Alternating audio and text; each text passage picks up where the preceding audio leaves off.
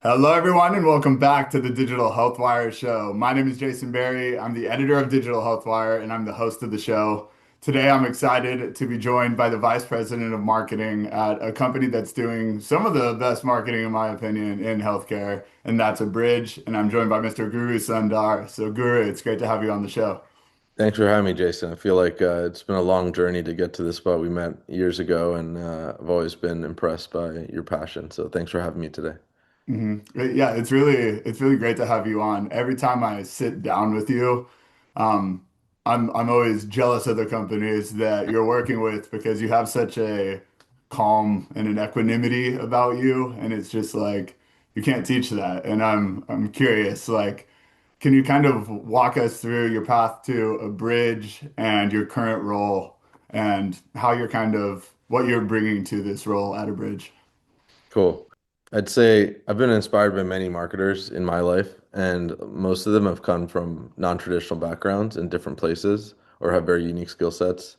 But I actually, for my whole education, I was engineer, electrical, computer, biomedical engineer.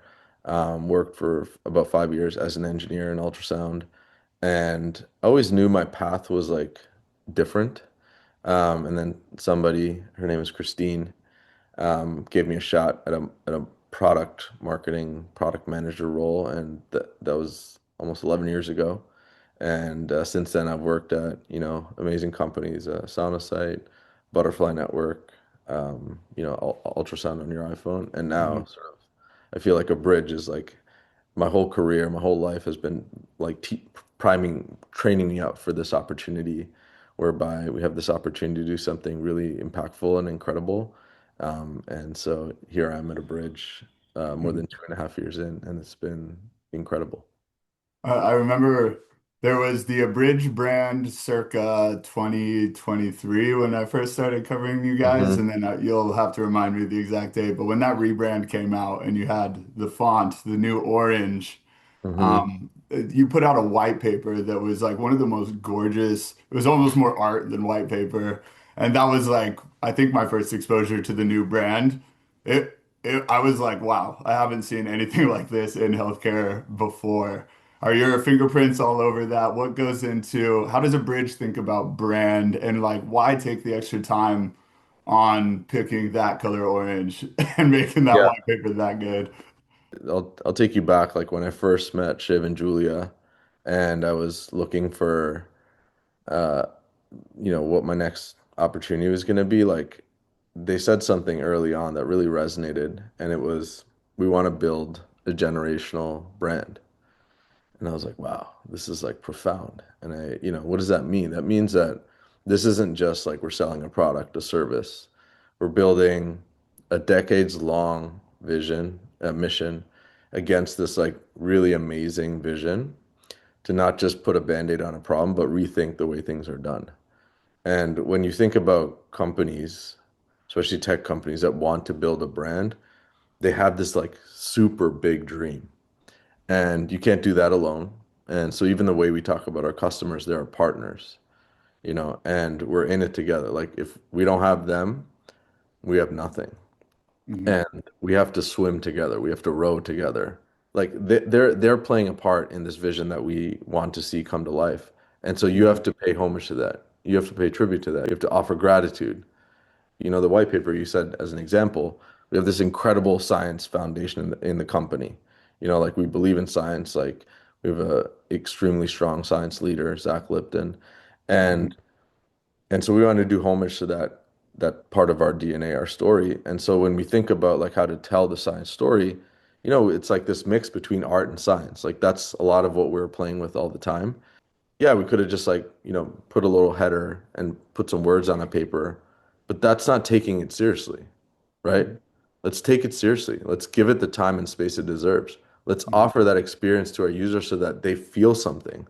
It's analogous to like I think we spoke about this before, the unboxing experience, Mhm. right? When you get your iPhone, Apple's done this really well. Now other brands do it. Like you pause, you're in the experience. How do you create that even for something digital? And so these Mhm. are all the things that we think through. Nice.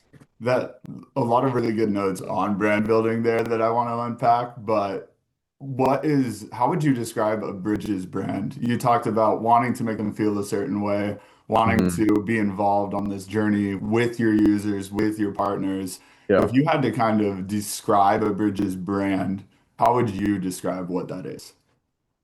So our brand is very much around how do we ensure our users are, our the administrators on team, the executives that are part of our partners feel really special when they're interacting with the bridge, using a bridge, etc. Because again, I go back to the like we have this big vision that we want to achieve, and our partners agree with us. That's why they agree to work with us. And they're a big part of making this happen. So a lot of like these moments that the brand that we're creating, it's like we want to build this brand that they feel such gratitude for. Clinicians on the front line have long just not, I think, been respected the way that they should, right? Like they're doing hard jobs, and a lot of things have happened over the last few years that have gotten to this point where there's a ton of like waste, administrative waste, there's time waste, there's money waste, etc. But ultimately, like these clinicians on the front line are not able to do like the raw thing that they want to do, just literally have a conversation where they can focus on with their patient, right? And so we want to give that. But as in order to get there, they have to like, you know, adopt this platform, et cetera, that we're building. And so these touch points that we're creating, like it's almost like this series of thank you. Thank you for being with us on this. Thank you for like taking the time out of your effort to believe in this mission with us. Mhm. And so that and the brand then also sympathizes like in order to like it connects to the mission, right? Ultimately, we want to humanize healthcare again, right? Mhm. We want to make people feel like when they're in a conversation with their patient, they're not thinking about like what they need to fill out after or the stuff that they forgot to fill out, etc. Mhm. We want them to feel human in that conversation. Mhm. And so all of the brand is situated around that. It's that feeling, right? And we want also like healthcare's felt transactional, but healthcare should feel like a premium experience. And so how do we evoke that? You mentioned at the start of the conversation that you kind of felt this pull towards a company that was going somewhere, led kind of by brand from the minute that you first met Shiv and Julia. I was listening to Shiv on a different podcast, and he was asked about like what music he listens to randomly on this. Yeah. And he said Aphex Twin, Yeah, yeah, which I thought was awesome. yeah. It honestly like completely shifted I already thought Shiva was very cool, Yeah. obviously. But when he said Aphex Twin, I was like, of all the names he could have mentioned right there, like that was not, it's so cool. Um, He I guess referred to the them question, actually. if there is one here, it's like the brand is coming from the top. It's really in your guys' Yeah. DNA. What is that kind of thing that makes a good brand? Like, do you need it to be, does it need to come from everywhere? Do you either have it or you don't? Bit of a rambly question, but Yeah.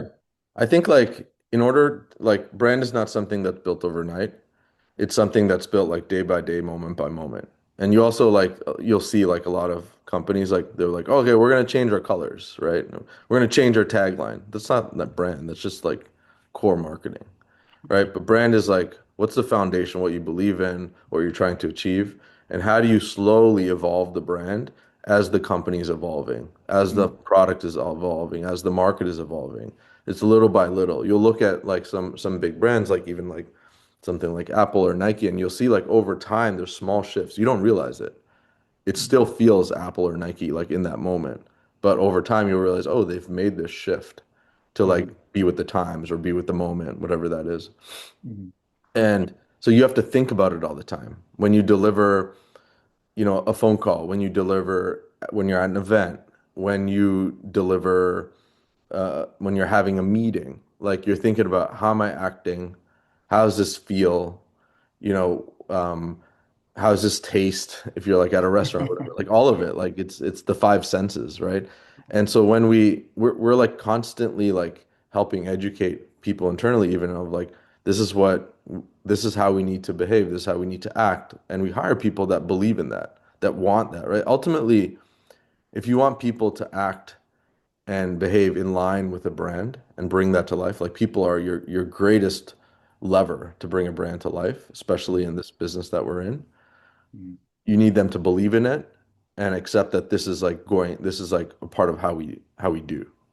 I have to ask, what does a bridge taste like? That one I don't know. I don't have an answer for you, but it Cool. tastes good. Nice. Second follow-up. Are you an Aphex Twin fan, or what was on your Spotify Wrapped, or what's on Guru's heavy rotation playlist right now? I have listened to them. I don't have the music taste that Shiv has, and right now my Spotify is completely dominated by my daughter's songs. So No way. That's uh, awesome. yeah, so it's all, it's a mix of Bollywood music because she's really into that, and Calm Down, which has been our top hit for a little bit. I like to move it. That's, so Ooh. all my Spotify Wrapped is essentially influenced by her. Nice. Those are some bangers. So Yeah. you got a good rap going there. Cool. Back to ambient AI here. The ambient AI space it's been moving quickly here. hmm The in Abridge obviously has been evolving alongside it. It started kind of very focused on scribing, quickly evolved, started pushing into the coding, CRM. You guys introduced orders. hmm How do you make sure that the brand kind of updates alongside the company, updates alongside the product, and like make sure that story has some continuity for your audience, if you will. Yeah, I think like brand is so connected to the vision and the mission, right? And that like it'll always stay in sync, right? Now, like tactically, visually, words we choose, that needs to update, right? So like, for example, is the balance of our cadmium red versus black and white appropriate right now for this time and moment that we're in? Like we're now, we're building this like system of intelligence platform that is able to like incorporate all this data from multiple sources, the conversation being the holy grail of like a lot of data that's never been captured in the way that we are, and then serving it to the different stakeholders, Hmm. pre-conversation, during conversation, after conversation. And so as this evolves, like we have to evaluate like what are the best words to use right now that are in line with the overall brand.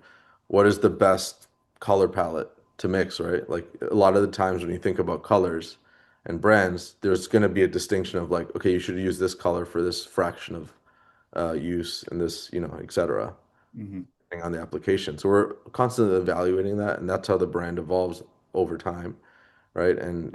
We always get feedback. People actually, it's interesting. Like people have commented on our font and colors and everything, and like we use that feedback to like incorporate like, well, is our intent being seen by our partners, but also like the broader world. It almost seems like the end state for a bridge when you're trying to remove all this friction from the patient provider conversation. The end state almost seems like the brand would be completely invisible, like a doctor would be in the room with their patient and able to do the job that they're hmm trying to do instead of writing down codes and taking all these notes. It would just magically happen. Like the most magical experience for a patient-provider conversation is a patient-provider conversation without anything in the way. Yeah. So it's like every friction point that you remove makes your brand less visible. Is that kind of a weird tension between between the end state and building a brand? There's obviously like brands evolve, and as you become more pervasive, right, there's going to be a balance of how much you use your logo, your word mark, etc. Right? Early in the days, you need to create connection of like this experience, this feeling equates to this logo, this word mark. But after a while, like an experience can make you think of a bridge, right? Mm-hmm. For example, I'm a clinician, I'm in the room, I'm seeing a patient. I'm literally have no devices around me and I'm looking at you. That feels a bridge. Mm-hmm. I don't need the word mark or the logo to be like slapping me in the face. And so that's also like what evokes a brand changes over time as it become more pervasive. But then there could be little things over time of like, oh, like, you know what? We're going to introduce a sound. That sound, when I hear it, like, I hit stop when I like conversation is done and there's a sound and that sound feels a bridge. Oh, that was so beautiful and so well put. I'm like, I got shivers just picturing the Abridge sound right there. No, it's something that we're always like working through. Shiv is a connoisseur of sound, and so we have some workshopping to do with him. If you're an Apex Twin fan, you kind of got to be. When you look back over the last kind of year and this evolution of ambient AI, has anything kind of surprised you about how quickly it's moving or just kind of the direction that the space is going? Yeah, I've been in healthcare technology long enough to see like different solutions being, offered, implemented, tested, etc. But I've never seen, and the market's never seen, this type of solution, any solution like be adopted this fast. Mhm. And there's a hunger for velocity of improvement that is like refreshing. Change management has historically been like an obstacle, and I think we're overcoming that and figuring out how do we continue to evoke like rapid improvements. But it comes back to like I think the core thing, like there was a massive problem. This solves one big component of that problem, and now I think what this creates is like, wow, there's like we can change, like we can do things, we can evolve, and I think you're going to see a succession of other problems that flow downstream from documentation that we hopefully can just like rethink of we're going to now start to solve those one by one at the right Mhm. pace. And so that's been really interesting to see.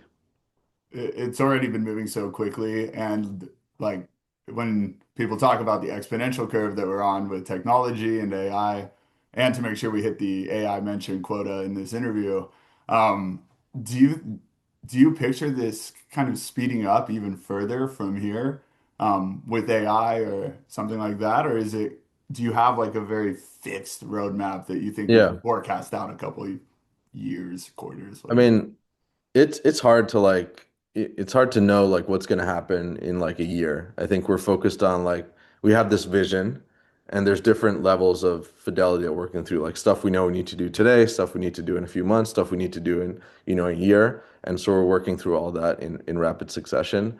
I'd say like innovation and change happen at the speed of trust in healthcare.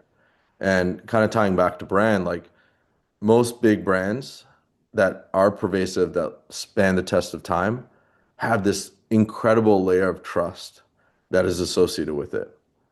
And if there's one component of like, how do we measure the value of brand? It's like, do we feel trusted? And so everything that we evoke, et cetera, should imbue trust. Mhm. And so, in order to move fast or move big, people say like, "Oh, are you going to move faster?" Well, sometimes it might not be about pace. It Mhm. might be about making big steps. And I think like we should look at innovation both from a stepwise change and also a velocity, because sometimes like you can't move like mega fast, but let's move big and move Mhm. intentionally, right? And sometimes that takes patience. And it also takes trust in the partnership between a brand and their customers or partners. Nice. Very, again, very well put. Did you spend like 6 months, 6 years meditating in a cave at one point in your life? Like, where does this guru-ness come from? Um, I don't know, actually. I like thank you for the kind words, first off. I wish I could actually meditate. Surprisingly, I struggle meditating. That is And mind-blowing to me. and it's actually been like I think the only time I get to like think, for me, like meditation equals think time. The time that I really get to think is actually when I run. And so I was growing up, I was a terrible athlete, and I've become a much better athlete over time. But running has given me space to like focus, and then I get into this zone, especially when I run outside, where like I forget that I'm running, I forget everything around me, especially when I have music, and I think. Mhm. And it's given me that's maybe where some of this comes down. Also, I have moments that I get stressed out. I'm not perfect by any means, but I also then try and step back. I'm like, okay, like what's the bigger picture here, right? You have like X days, X hours to solve this problem. How do we be most impactful in that, right? And that also comes back to like how when we're building this brand, like we have to think long term, think big, right? And you have to like not get sporadic. You can't get like spastic, and you have to act appropriately. Mhm. Well, I always, first of all, this has been an awesome conversation, and I Oh, thanks. appreciate you coming on the show and kind of sharing a little bit about the Abridge brand, sharing a little bit about yourself. I feel like a better person talking to you, and I know brands are better for having your fingerprints or your sculptor's hands on them. Thanks for coming on. Maybe as a parting question or a parting thought for the audience, if anyone out there, whether they're at a health system, whether they're at a startup, is looking to improve their brand or kind of steal a little bit of that fire that a bridge has with its brand, is there any advice that you would give them to kind of get started on that path or just frame up the problem even? Yeah.